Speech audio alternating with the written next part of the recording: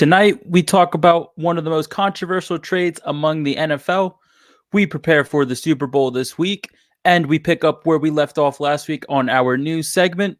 All this and more in 20 seconds.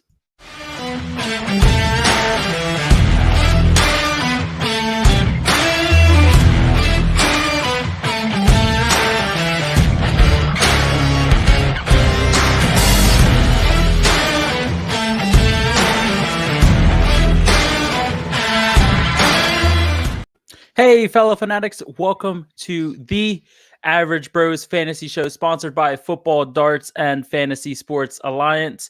As always, I am joined here with my, guess you could call him below average brother, or average brother, Kevin. How you doing tonight? I am doing just average on the week of the Super Bowl, so back to football. No more online nonsense. Yeah, we're done with them. We're done with the Madden. We're back to real life football. Coming up to the finale. It's going to be a good one. Agreed. And as always, before we get into our show tonight, we would like to thank our broadcast sponsor, Football Darts.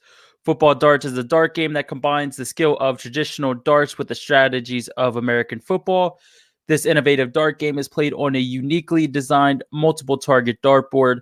It can be played in sports bars, at tailgate events, as league tournaments, or as a leisure activity in the comfort of your home. If you would like to check out their officially licensed collegiate dartboards, go to footballdarts.com. And if you like the show, please like, share, and subscribe to the show, and follow us on all of our social media outlets, which you can see here at the bottom of the screen. And check out our website, FSA-FR.com. And head on over there. Check out Brad, Josh, and Eric on the Empty Wagon Show. This week they are back taking a deep dive into the running back position this week, as well as always bringing you a ton of comedy along the way. And I see Kim. Hey, how you doing?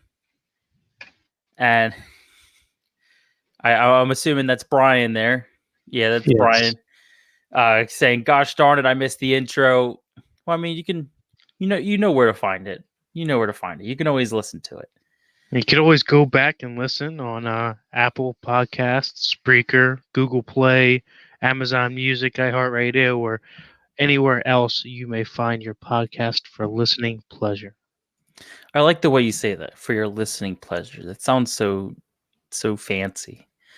So before we get into the well talked about trade, I know I told you, I believe it was earlier today, kind of get up to speed on the Madden Pro Bowl celebration that they did this past week.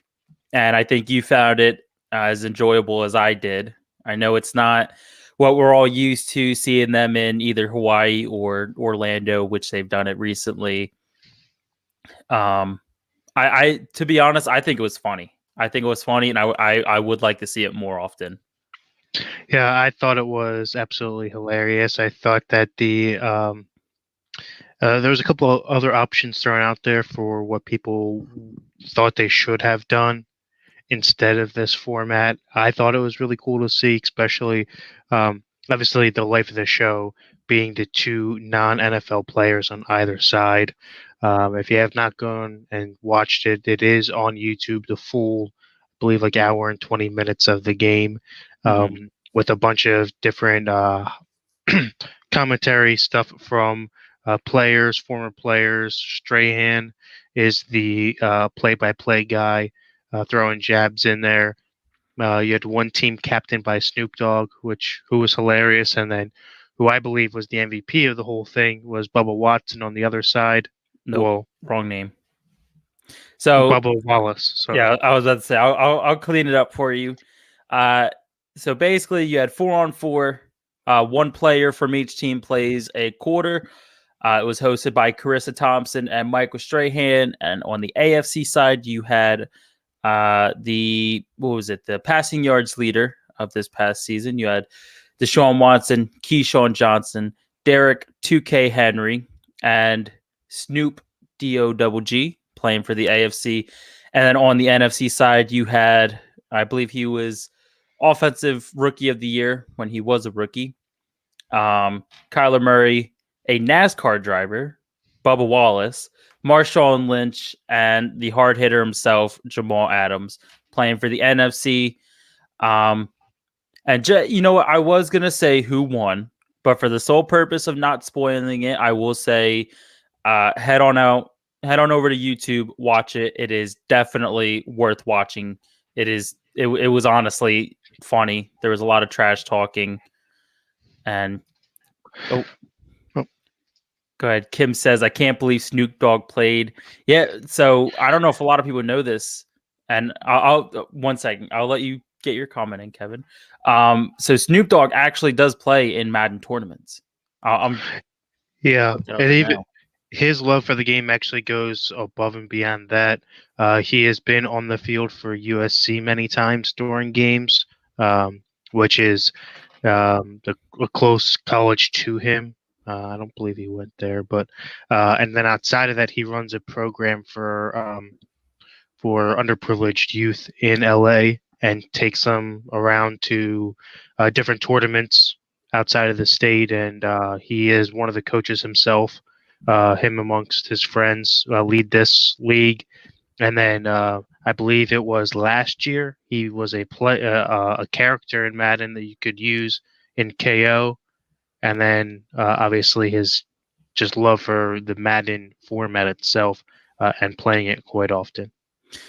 We have Chris Simpson here saying, just hopping on saying hi. What's up, Chris? And he does say that Snoop Dogg has his own character / player in the game too. Yeah, I believe he is a wide receiver. I don't know if he's in Mhm. 21. I believe he is. We haven't really played KO like that, but he was in Madden 20 as a player. And yeah, Chris does say that was last year. Um, yeah, like I said, he might be in this year. I haven't 100%. And then Brian asks if he coached Pee Wee. Yes, he does. He actually hosts a full league. He is one of the coaches um, out of LA. And yeah, like I said, I'm not gonna spoil it for anybody. Head on over to YouTube and watch it.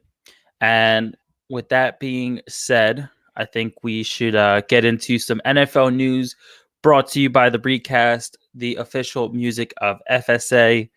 And Kevin, uh I'm just gonna sorry, I was reading Brian's comment, and I'm just gonna ask you your thoughts on this ridiculous trade. So I assume the only trade that I've seen come out they are referencing is Jared Goff and a they sent 2 first-round picks So and a it third-round pick yeah, to the Lions for I believe it was just Stafford. I don't think there was anything else packaged with him. it was Jared Goff, 2 future first round picks and a third round pick in exchange for Matt Stafford. Yeah, It to me, it's absolutely unbelievable. And to think that the type of system quarterback that Goff is has now cost the Rams 4 first-round picks. Um, technically, yeah, 4 first-round picks. They traded 2 to go up and get him, and then they traded 2 to get rid of him. So they have not picked in the first round since drafting Goff, and they won't until 2024, I believe, is when their next is set. it like I just don't even think Stafford is really worth the picks. I mean, yeah, Stafford's a good QB. I mean, that hasn't really been in the playoffs like that. Um, I mean, as far as the Lions go, I mean, I think any team would have jumped on that trade regardless, because whoever the Yeah, I mean, receiving team is, if you look at it, if you're any team with a questionable quarterback, if you're the Bears, Eagles, it could be anybody with a question mark there, then you're gonna want to make that trade. I mean, 2 first-round picks, probably going to be low picks because of the Rams. Um, like mid-tier-ish to lower end. And then you get Goff, who has only played with McVay, so could it be a question of McVay's play style where Goff is supposedly supposed to be a better quarterback than what he's shown, at least as it was out of college for him. I mean, it'll be a whole new site for Detroit as it is, being as they have a new quarterback. They might have some new receivers in there, being as just about most of their starting receivers are free agents this year. They have a new head coach. I don't know if they've gotten any new coordinators, but it's going to be a new and overhauled Detroit. So, I mean, interested to see what they plan on doing this year with the new quarterback, and then being as they have the running backs that they do. Yeah, which they'll probably make some changes there as well, is my guess, because um, towards the end of the season they start to lean more DeAndre Swift and less on the injury-prone Kerryon Johnson, and they have a third back there as well. Oh, they brought in Adrian Peterson. Mm-hmm. They So had a decent amount of running backs there. I think the Adrian Peterson DeAndre Swift combo was really good for them. You have the young guy just entering into the league, and with a vet like Adrian Peterson, there's like so much that you could learn from him in the game. And I mean, what better to learn from than one of the best? So I think for his game, DeAndre Swift, I think it's gonna improve him a lot in the next year or so, depending on how long Adrian Peterson is there. agreed. And after that, just a couple more quick topics. Chiefs play center Daniel Kilgore and wide receiver Demarcus Robinson on the COVID-19 list. However, Demarcus Robinson has tested negative and expects to practice after finishing protocol on Friday, as well as Kansas. I feel like you were trying to get a sentence out there, Kev. Yeah, so as of 20 minutes ago, both teams cleared 2 rounds of testing today after the Chiefs were put on reserves yesterday. Yes. So yeah, there So is. as of right now, everyone has been cleared. They have to clear it again before the game, but I believe that's for both full teams, not just those 2 players. So as of right now, it looks like everyone else is good to go. Good to go. And then just wrapping up the news with Kansas City rookie linebacker Willie Gay is out for the Super Bowl after tearing his meniscus last Thursday. So there is one person who hasn't cleared yet. And then as far as Tampa Bay, I mean, they get Antonio Brown back. I think they also get Antoine Winfield back. They're getting a couple players back. And Another week of rest for both Godwin and Evans, who played hurt. yeah, so we're kind of going rapid fire through these segments here. So let me ask you, since you're like a Tom Brady fan, I'll ask you from Tampa Bay's point of view. What do you think Tampa Bay needs to do to get past the 5, 6, 7-headed monster of Kansas City? They really, so when you're talking football in general, right? You usually talk, most people will give you, um, take out the passing game, take out one player, take out the run game, and scheme that way. For me, this is going to be a little bit different in the way that they game plan. They need to take out the middle of the field. So they need to take out that 5 to 15 range and just blanket everything underneath. You know that you're not going to be able to stop them up front, and by up front I mean the um, Edwards-Helaire is always going to get the 3 to 4 yards on the carry, and Travis Kelce is always going to be there as a check down. So you need to protect past that. So don't let them get more than 5 yards. Let them, try to wear themselves out and get into a battle where every play, every drive is going to be long drives against you, and don't let them hit you deep either. So if Tyreek wants to beat you in a race, he's going to beat you in a race. So what you have to do is try to force him to stay under in that range and press him. If he gets past you, you might as well just let him go past you because you're just going to open up everything else underneath, whether it's to Tyreek or he's just stretching the top off for somebody to come underneath. So for me, it's really controlling that 5 to 15 range. We have Kirsten saying, "Hello, brothers," on Hello, Kirsten. over from Jersey. Kirsten, I hope you guys are dealing with the snow as well as we are. We're better than you. Well, yeah, taking care of it. So I'll agree with you. I do agree with getting rid of that release valve to Travis Kelce. I think you cut him short, keep him short. Don't let him get too deep on you over the middle. I agree with that. The only thing I'm going to add on to it is their running game is going to be their running game. Like, they have Edwards-Helaire, they have Le'Veon Bell, all that stuff. I think you just let them do what they're going to do on the running game. They aren't really a run-first team, so I don't think you're going to have to worry about it too much. The only thing I'm going to add on to it to kind of try and eliminate that deep ball. Like, I mean, what happened the last time that the Chiefs played the Buccaneers? They got absolutely burnt.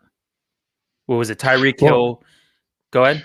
Well, that's the concern, right? Is that they kept dropping people back too far off of him and not trying to force him underneath or let him go deep, right? You've got they're manning the corner on him and then putting a safety over there to help. When that happens, now you have two guys out of coverage. So whether or not you get beat by Hill is one thing, but now you have two guys way back off the play and allows everything underneath to the other receivers on the team. Kelce being the most prominent. So, first of all, we're going to bring Kirsten's comment here. Are the Saints still going, or no? I'm going to say or no. We are. They lost 2 weeks ago. I was about to say, yeah, we lost a decent amount of time ago. Left that in the rearview mirror. We are in the Super Bowl, by the way. So, or we're going into Super Bowl week, by the way. So, I'm going to say your number one problem was manning him. You can't stick a man on him. He's going to get burnt no matter what, unless you're putting Scotty Miller out there to cover him. I have to say that. Put Scotty Miller out there, see what happens. I mean, Bruce Arians, Andy Reid, come on. Throw Scotty Miller out there, man him up on Tyreek Hill, and just have Tyreek Hill run a streak. And we will see Patrick Mahomes throw a 70-yard bomb. Tyreek Hill is going to catch it, touchdown, and the race is over. But I have a feeling that if that happens, that Scotty Miller is just going to turn around and turn it into a race. He's not going to try to press him because he doesn't know. He doesn't know coverages. But when you're playing man, it's don't let this guy get behind you. And if you say you're faster, that shouldn't be a problem. Yeah, I mean, yeah, he's going to be he's going to be lined up right on top of him, right as they snap the ball, just turn and run. Not even a hand in his face, like not even a hand in the chest or anything. And our above average stat guy who we gave the night off to, we gave him the vacation, saying I'm faster than Scotty Miller. Miller equals turtle. To be fair, I don't know if I ever said this about their 40 times. I think I did last week. So their 40 times were separated by not even like a half a second. So they were really close. Usually when you get down that low, it's like 0.0 something. I think they were separated by like 0.05 or something like that, or like 0.02. I don't remember. But yeah, I think number one mistake is don't man him, because he's just going to beat that guy regardless. And then it's just him against the safety.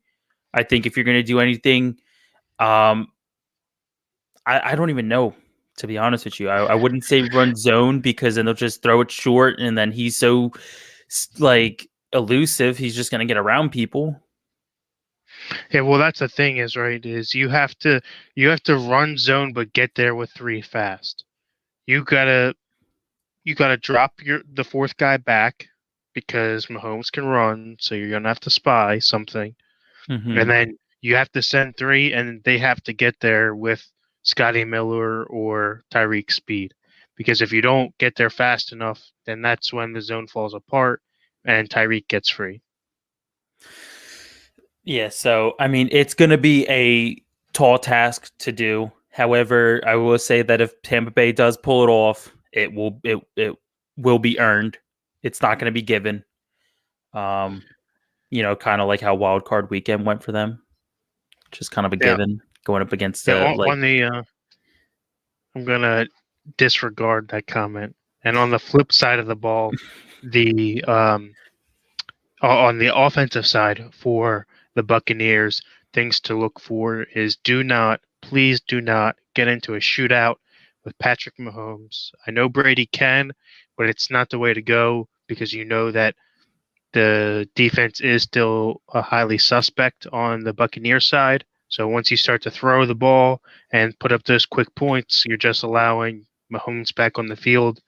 You really have to run a Brady centric offense and get those 5 to 10 yard dumps and just, have your 10 to 12 play drives and eat up as much time as you can. We have Jenna here saying, "Hey fellas, what's going on, Jenna?" Hey, Jenna. Um, I agree with you. I think that for the Buccaneers, it's get ahead early. You know, take the first step first, and then after that, just try and eat away the clock. Get the ball, run it. Use your extensive running back core that you have, and you know keep the ball out of Mahomes' hands as much as you can. I think that's how they're going to win. Um, they have the weapons to do it. I mean, Yeah, I believe Fournette is on like a 4 game streak of 120 plus rushing yards. So he's been playing pretty well. Um, Obviously, we know that they've got the two-headed monster there with Rojo. Um, Whenever one's not working, usually the other is. So you can eat the clock down pretty well with those two. yeah, I think so. The running game is what they're gonna have to do. They're gonna have to. I Do you think the deep ball is gonna be there for them? I mean, I think it could be. You got to remember that Antonio Brown is back. He's got speed. Then you've got Evans and Godwin. They're not slow in their own right. I mean, they're not really known typically for a deep passed ball, but they can break off inside because they are a little bit more elusive, like your typical slot esque guys to get around people. And they're all three of them are pretty sure handed. And don't forget, you do have a Super Bowl vet in Gronk on their team as well to kind of collect everything underneath and allow those guys to play a more spread type offense because you would move Gronk into your slot type role to cover everything in the middle. All right. So Kirsten says, "Hi, boys, coming from Mama. Hi. How you guys doing over there? Tell tell mom that she needs to answer her phone every once in a while." Jenna says, "Busy with business, just stopping in to say hi. Y'all have an awesome night." Jenna, I hope you have the same. I hope you have an above average night, unlike us. And Chris says, "I think the Chiefs are being undervalued by the bookies. 3.5 doesn't seem enough for me." Uh, Brian says, "Evans wins all the contested balls in the end zone," which I agree. I think Evans is definitely their red zone guy. And when you think about the deep ball kind of guy, it's going to be either Godwin or AB or even Scotty Miller. Well, yeah, that's the thing is anything in the red zone, you know, Evans is so sure-handed that he is usually the guy, and I believe he's a little bit smaller than Godwin too. No, so a little bit easier to hide underneath. AB, obviously, we know he's got speed, so he is their true deep threat when they want to go down the field. So usually that guy is your out route or corner guy in the red zone. Not something that Brady does often because those plays usually go to Gronk anyway. So they definitely have the weapons to do it and get the game done. I think it will be close either way, as the Super Bowl usually is. So Mike Evans is 6'5". Godwin is 6'1", and Antonio Brown is 5'10". Really? I knew Brown was shorter, but Yeah, I know. I, I And then thought I didn't think Evans was that big. and then Scotty Miller, just to round off their receiving core here. Scotty Miller is 5'9". 5'9" and faster than a cheetah. I highly unlikely. You know what? Let him dream big. So Kirsten says cold here. Yeah, it's very cold here too. I actually just got done shoveling snow before tonight's show. And she says, Josh, your lighting looks really great. I know it does. I love the blue. My favorite, even the chair. Love blue's my favorite color, of course. Like I said, we're gonna save predictions for tomorrow. Jenna says, screw Brady. I hate the Chiefs. Go Raiders. But I hope they kick the snot out of them.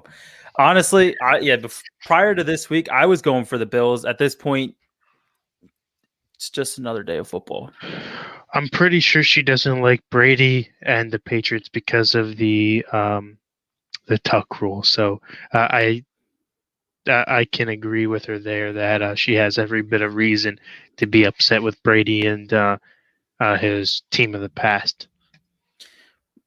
Chris says Evans is third in the betting to score a touchdown at plus 120. Kelsey and Hill both negative 162.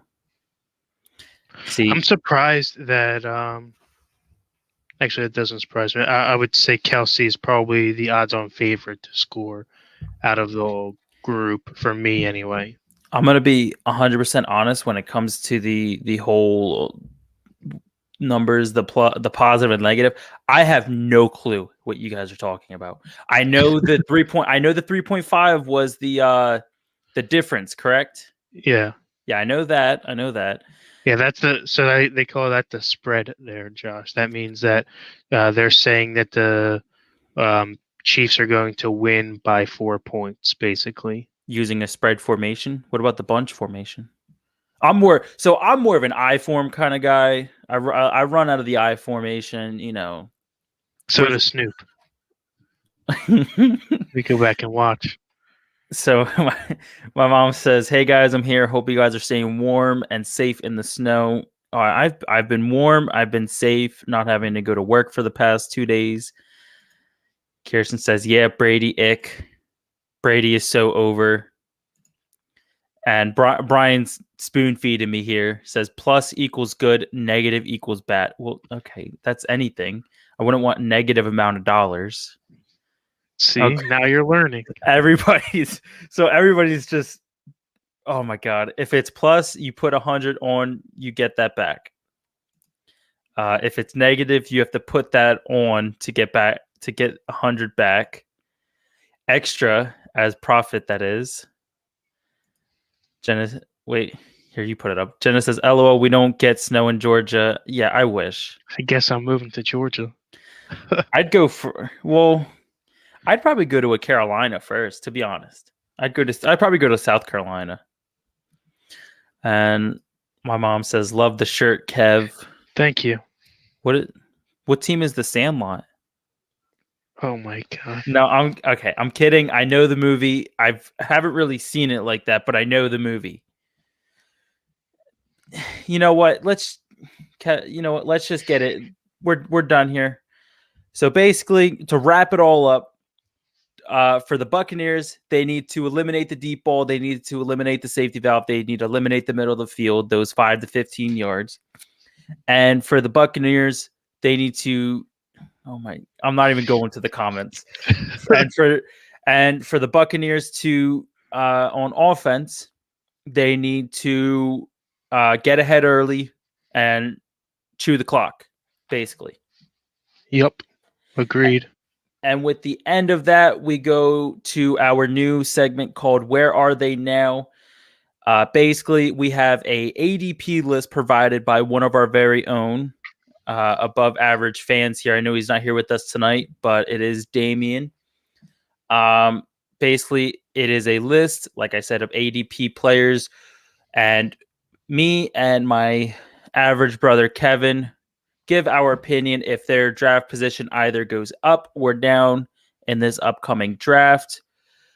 We are currently on round 5, and I would like to mention if you guys would like to check out rounds 1 through 4, head on over to either YouTube, Facebook, Twitter to watch not only us, the Average Bros, but as well as the Fanatically Real broadcast with Brian and Kevin, as we do have this segment on both shows. Kevin, before we get into it, is there anything else you wanted to add on that I missed? This is the average draft position for the redraft league. It's a compilation of all 6 regions into one ADP for the for last year's redraft that we are going to go through. We broke down rounds 1 through 4 already, as Josh mentioned, and gave our opinions and brought up guys that weren't mentioned as well. We'll be going through our top 12 tomorrow, I believe, at each off the ADP, broken down a little bit differently, but this is round by round. And with round 5, at 501 is Adam Thielen. And before we get into this, we also would like to mention that it's not only us that's giving our opinions. We would also like the fans as well as our average stat guy out there. I know he likes being in this to give your opinions as well. If you have them on your team, or if you know about them and you think they should be lower, higher, feel free to give your comment. Adam Thielen, I'm gonna say he goes down.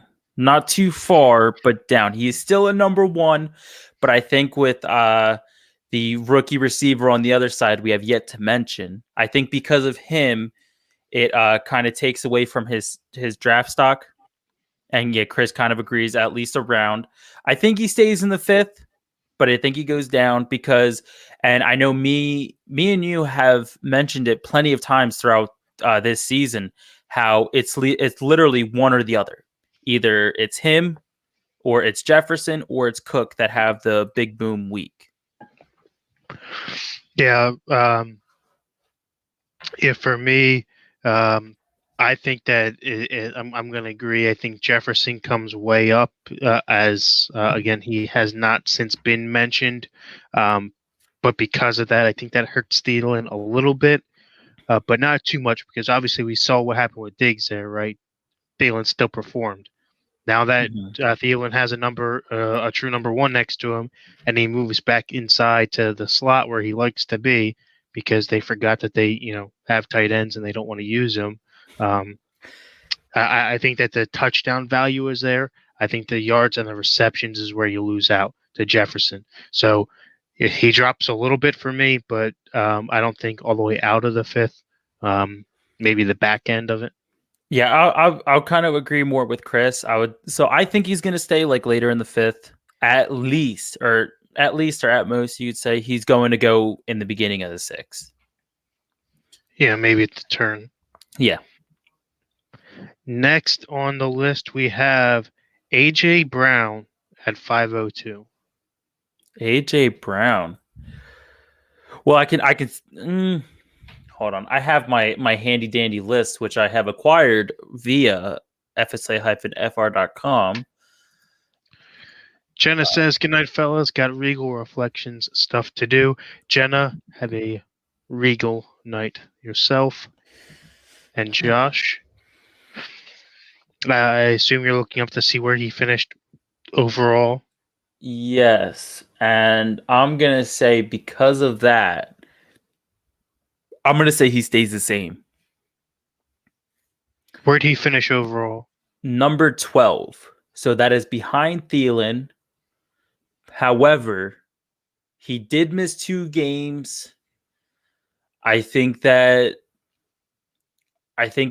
Tennessee comes back next season, and I think they pick up more on the passing game. I think that they realize that Derrick Henry isn't going to carry them, every season. Derrick Henry is eventually going to hit that peak where the workload slowly starts to deteriorate him. So I think they go to the passing game. I'm going to say he stays the same in the early fifth round.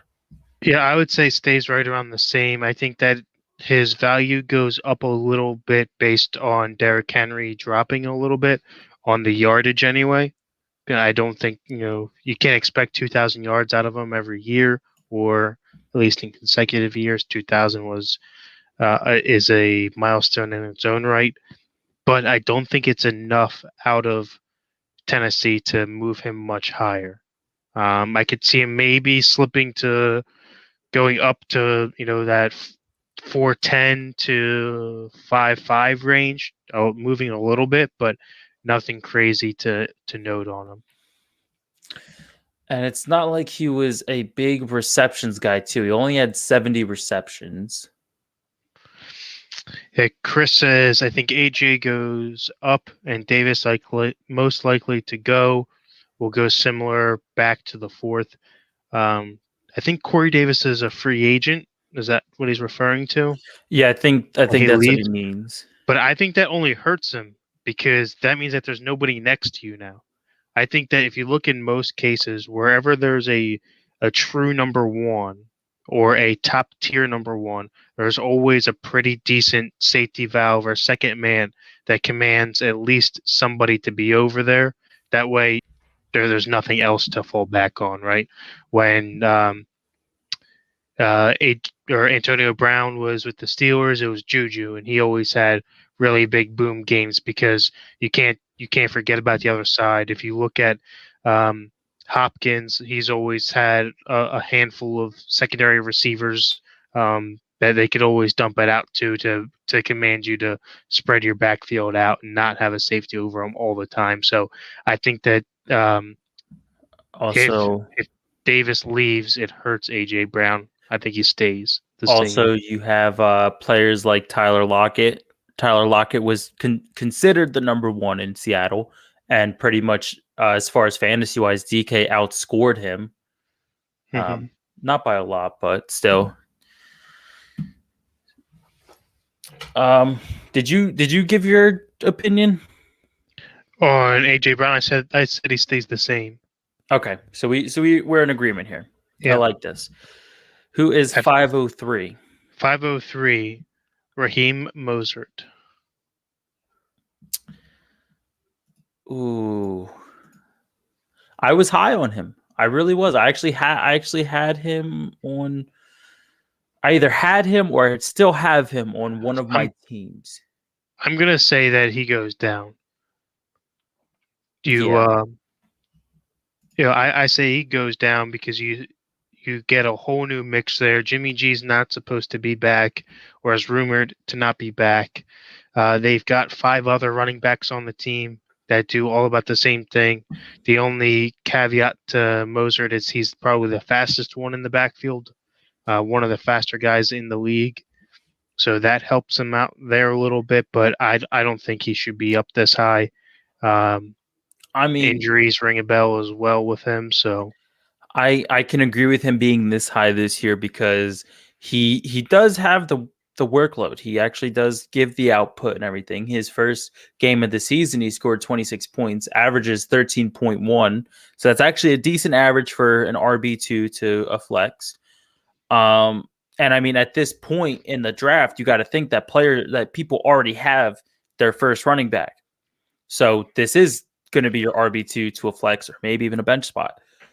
But I think with just because of the injuries, I mean, he missed 1, 2, 3, 4, 5, 6, 7. He missed 8 games. He missed half the season due to injuries. yeah, So because of that, I'm going to agree with you as well as most of the comments here, and I'm going to say that he goes down. yeah. Brian says he goes down, and Chris says possibly one of the biggest droppers. I would say personally no, because I thought that 5 was high for him. Already in a big committee there, you knew that going into the season. So for me, I would not have personally taken him in the 5th as is. So I see him dropping back, but on my evaluation, probably not that far, maybe So 7th. I'm going to be full disclaimer to everybody here that's watching tonight. This is also the same guy who is saying that he's going to take a tight end in the first round. Correct. I'm going to let that be known now. Chris says he only played 8 games this year, only ever played one full season with so many running backs around. Will struggle to get any value with him. Yeah, I agree with that. It's kind of like the Chiefs situation. I always keep bringing up the Chiefs with how many weapons they have. I mean, like Travis Kelce, Tyreek Hill. I mean, they still get the numbers. It's just, but I do agree. There's so many options there that it's not guaranteed. I would say flex spot for him at most if he can stay healthy. Yeah. Next, we have probably the third tight end on most people's lists, 504, Darren Waller. Chris says tight end premium first round tight end is solid. Chris, you are not supposed to agree with him. Told you. We can't prove him to be right. Darren Waller at 50, what was it, 504? Yeah, I say he goes up. He's going up. Like, Because especially in switching the format to a 1.5 on tight ends this year. Even without that, I think he goes higher. We saw both other top 3 tight ends, Kittle and Kelce, already gone by this point in the rounds 1 through 3. So to me, I think he at least goes high 4. yeah, I'm gonna say he goes up. Don't know exactly. I'm not gonna exactly say where he goes, but he does go up because Ertz drops out of there. Have we said Mark Andrews yet? I believe so. Yeah, And so I think he goes over Andrews. yeah, he goes over Ertz and Andrews. Brian says Quan for the win, tight end in round 1. Make the t-shirt.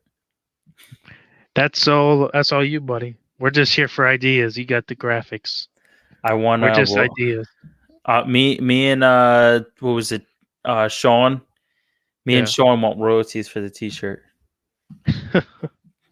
He's the one that made the idea. I'm the one that's making it happen. So we're both getting some prizes here. Chris says that Waller goes up. Mm-hmm. I agree. Definitely. Next on our list, we have 505, Melvin Gordon.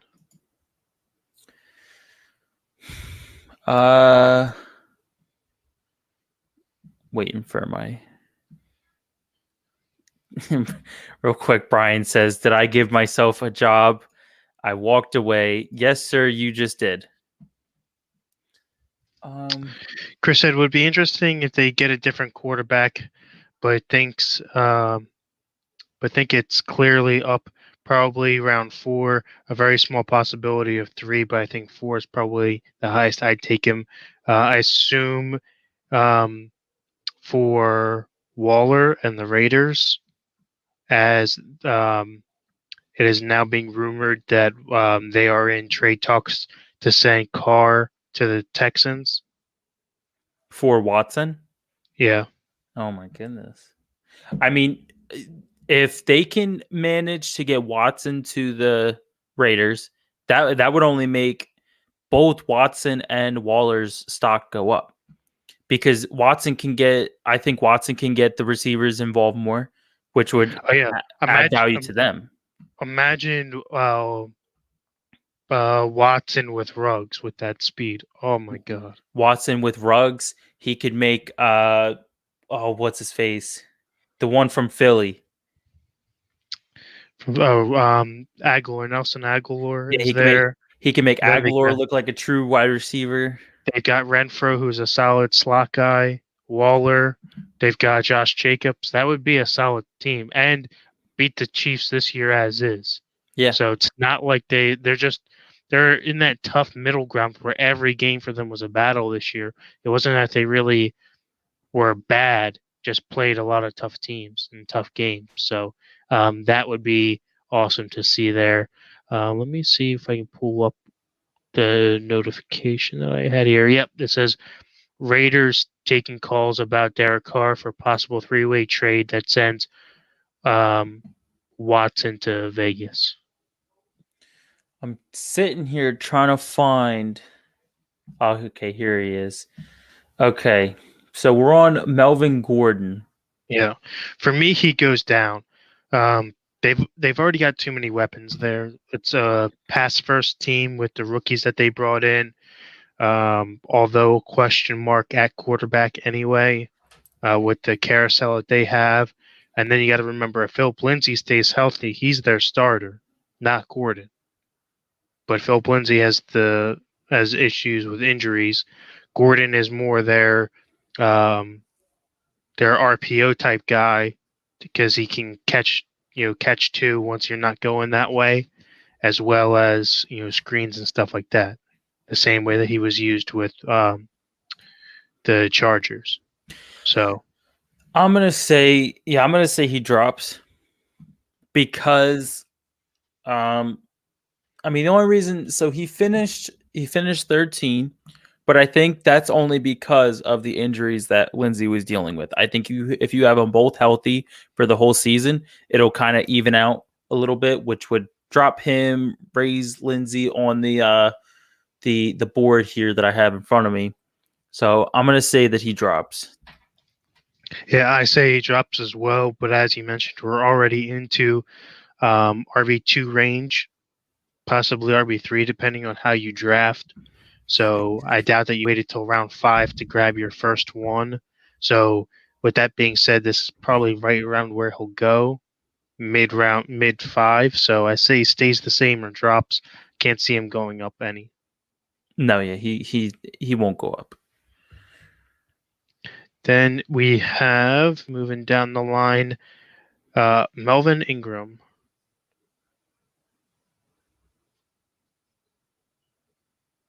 Uh, that's a defender. Mark Ingram.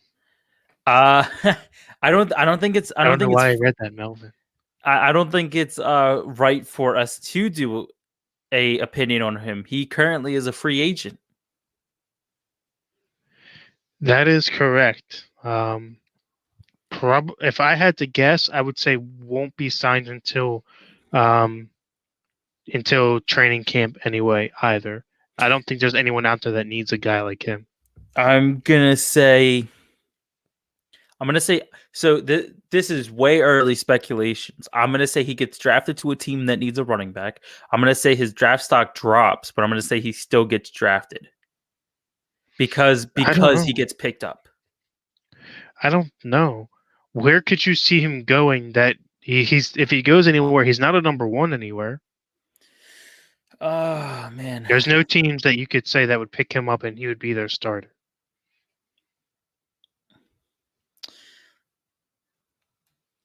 Anywhere that he could have gone probably got filled this past year by a rookie. Jets. There's always the Jets. Yeah, when in doubt, the Jets. Yeah. When in doubt, go to the Jets. Maybe Washington. But No, they've got Gibson. They've got a handful of guys. They were just yeah, hurt. but so my question is, so yeah, okay, wherever he goes, he's not going to be a starter. But I mean, he still had a decent workload when he was with New Orleans. Well, yeah, Him then and that was a special scenario where you have to run that type of offense where you're running, um, two running backs majority of the time. uh, who I think Carolina's kind of hung on Mike Davis being their backup. Who else is a receiving back like that? Because I think he would be a good like a good pairing with somebody who has like a receiving back. Maybe to Pittsburgh. Pittsburgh says they want to move on from James Conner because James Conner can't stay healthy. That could work. He could go there. He Um, can go to the Bengals. They could always use another weapon. Play outside of Mixon. They run something similar to what they do in yeah, but I think they're. with the Browns or with the Saints. I think they still want Bernard though. I don't know. I wouldn't. I don't know Ooh, why they would. Atlanta. You mean they're not going to try to use Gurley's half a knee anymore? Gurley lost that half a knee. Gurley lost that half a knee. It's Todd No Knees Gurley. Philadelphia. No, Sanders. They're not really going to look running back. They need to fix their quarterbacks first before they look at anybody new. I mean, the Chiefs are always pulling out tricks. I mean, he could end up with the Chiefs, and the Chiefs So, are just stockpiling everybody. speaking of Connor, he is next, 507, one spot below. Mm.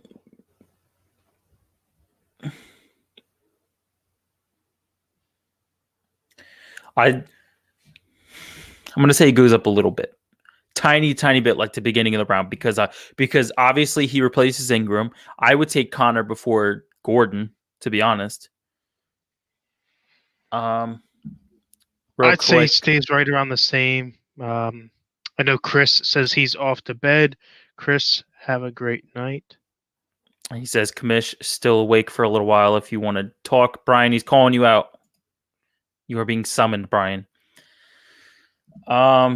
Yes, like I said, I would take James Conner before I took Gordon or Ingram, obviously. So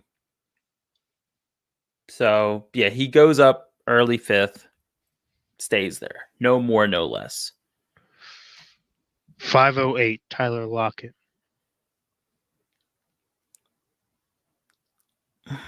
Stays the same. Stays the same because of his pairing. And I would rather have DK. I say he goes up as long as they can match the performance from the first half and don't forget how to pass the ball for some reason. I mean, if you look at the first half of the season, they were probably both in the top five rather, Well, receivers. as far as receivers on the end of the year, they are both. I need my page to load before I can give this accurately. They are both still top 5 receivers. Or I'm sorry, no, I'm sorry, top 10 Top 10. receivers. Yeah, top Yeah. 10. Tyler Lockett coming in at 9, Metcalf coming in at 6. Yeah, Brian says he swears that we all share a brain because he says Tyler first half or second half. I mean, well, yeah, if we're talking first half, Tyler, I'd rather have Tyler Lockett. But if we're talking about second half, I'd rather have DK. See what you Well, do. even still, second half DK wasn't even close to first half DK. I mean, they both had absolute monsters. We were talking about Russell Wilson being MVP. You know, them having a shot to go for the NFC and the Super Well, Bowl, and then come weeks 9, 10, 11, it was like I don't want them. Well, so actually, second half DK, I mean, had the higher, the higher amount, like week 8, which I would say is about halfway. He had 38 points and then 22. But I will say first half DK was more consistent, Yeah. having 19, 18, 18, 14, 27. So it is another case of Minnesota. Well, I mean, when you're the size of Derrick Henry with that strength and fast, I mean, I would assume that people are going to get beat by DK and his points are going to be high just because of the deep ball effect that he's got. But everything else underneath typically goes to Lockett for your spread offense, your high percentage routes, not just your boom plays. So I think he goes up personally. I'm not saying he goes up ahead of DK, but I think he goes higher than the fifth. Have we said DK yet? I I don't don't. know Yeah, for sure. I don't I'm gonna say remember. he stays the same because there are See if still I can find some it. there's still some receivers that we haven't mentioned yet.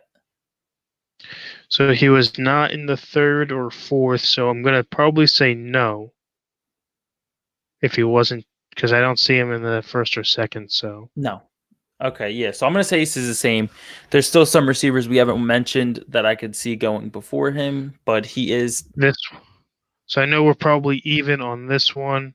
Calvin Ridley at 509, that was jumping, that's one of the yeah, receivers I was thinking of. yeah, jumping up. Um, I don't think up too high. I think he does move up, but I think the gap just spreads or it shrinks between him and Julio. We both believe Julio was dropping, and for this reason of the emergence of Calvin Ridley. Yeah, I could see Ridley going in the fourth. I'll be honest. Yeah, I could see that. Next, we have 5'10", Matt Stafford. Ooh, this is uh, So, 5'10", Matt Stafford.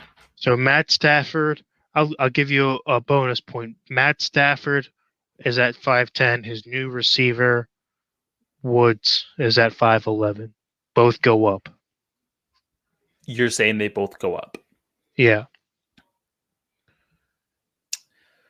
Yeah. Uh, You got Bobby Trees. You got Cup there. Now you got another running back. I think they both go up. I'm gonna say Wood stays the same. Stafford goes up, maybe early fifth, late fourth. Well, you got to remember where Cup was at too. I think we said Cup fell because of Woods. Uh, he was mid. He was 406, and we both said that we would have Woods over him. So I think they both go up. Well, I think for me, I was split on them. I was like, I couldn't really choose because Well, what that's the did big issue with whoever's playing quarterback there. They can't ever choose either. It's always one or the other that has a good game. You can never count on either one consistently. trying to see there. You know what? Yeah, I'll say Woods goes up to a tiny bit, and then Cup will drop to about the same. He said, or Brian says, I honestly feel like these two quarterbacks swapped, and the talent around them is exactly the same. I 100% agree with Uh, that. You have. So I was I gonna would say agree you. to a point Oh because no, you I have agree. you 100%. well, I agree to a point because you don't have health issues with the Rams. You got to remember Galladay is always hurt. Um, the only bright spot is Hawkinson there. Um, I think that's the only. Carryon Johnson's always hurt. Yeah, but I'm talking starters. I'm thinking starters. So I'm thinking you Well, have a two healthy number twos. Carryon would have started there. I'd rather have DeAndre Swift because okay, hold on. So you Yeah, but I'm have saying that no DeAndre no no Swift no. never no. gets a shot if Carryon is healthy. You have two number twos on the outside. I'm talking all healthy, two number twos on the outside. You have two rookie running backs. That's why I'm saying Swift. You have Swift and Cam Akers, two rookie running backs. And then I think the only difference is that Goff going to Detroit gives him a better tight end. Who's the Lions' second receiver? Marvin Jones. And I Yeah, would consider him with first. with um with Stafford's arm, I would rather have Woods and Cup. He's got a bigger arm than Golf. Well, taking quarterback, so Brian's comment is taking quarterback skills out of it. We're just talking about what's around them. Well, yeah, but I'm saying that the I don't think that they're exactly the same because I think that putting a better quarterback elevates their play. You But can only go deep if the quarterback can hit you. but what I'm saying is that that comment is taking quarterback skill out of it. We're not like Stafford and Goff, take them, throw them out the window. We're just talking about Marvin Jones, Kenny Golladay, DeAndre Swift, Hawkinson, Cup, Right. Woods. I understand that, but what I'm saying is what you've seen out of Cup and Woods, I don't think equivalates to how good they actually are. I think that they're playing down to what they were given with golf. I think that I would they do the same thing. I don't think so. I don't see Stafford as being a I'm going to take this team to the playoffs kind of guy. Yes, Well, they'll get. I'm not saying that. I think that he's a better quarterback than Golf, though, and I think he can elevate those players. Just like if you're talking about the grocery baggers that the Patriots have had in years past, and then you pair them with Tom Brady, and look what happens. I think that the receivers are being hindered by poor performance by Golf. Well, wouldn't you consider Stafford to be poor performance? Not really.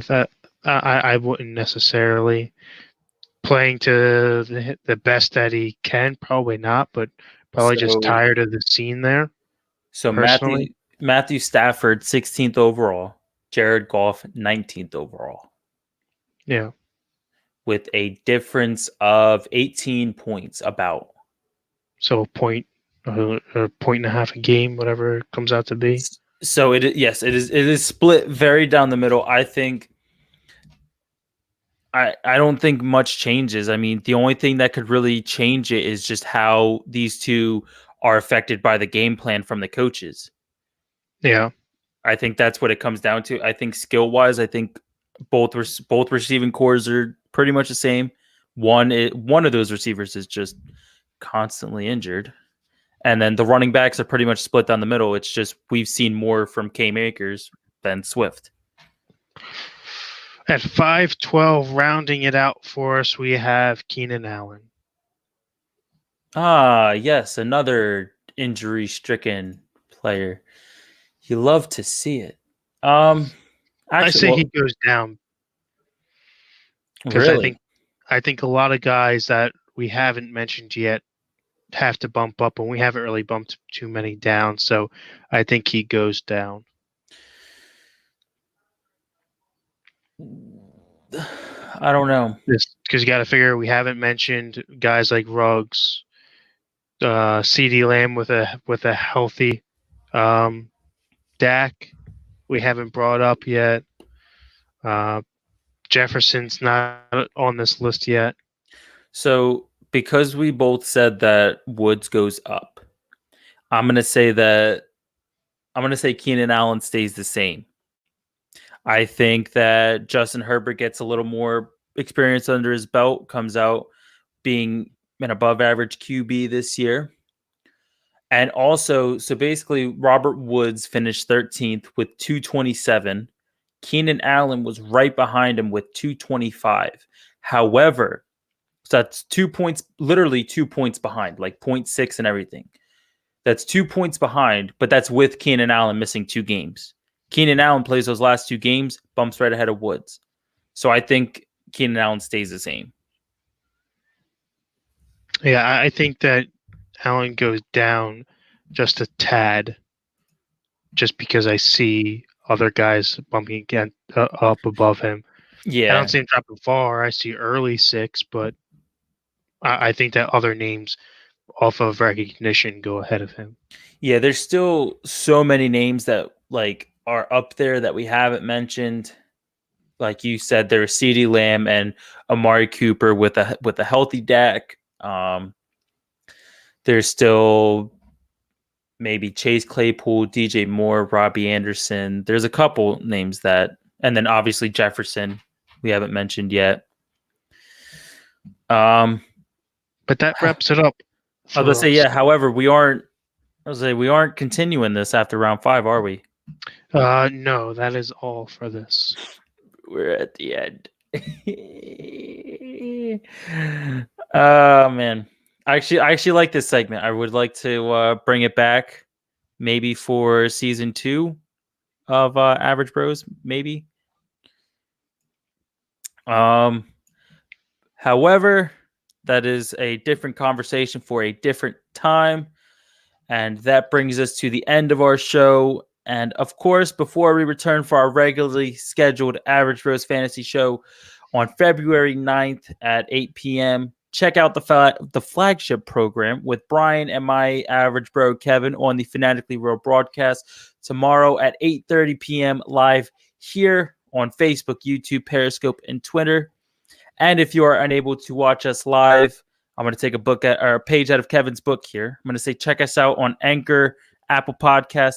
I believe it's iHeartRadio, Stitcher, Spotify, anywhere you can find us for your listening pleasures.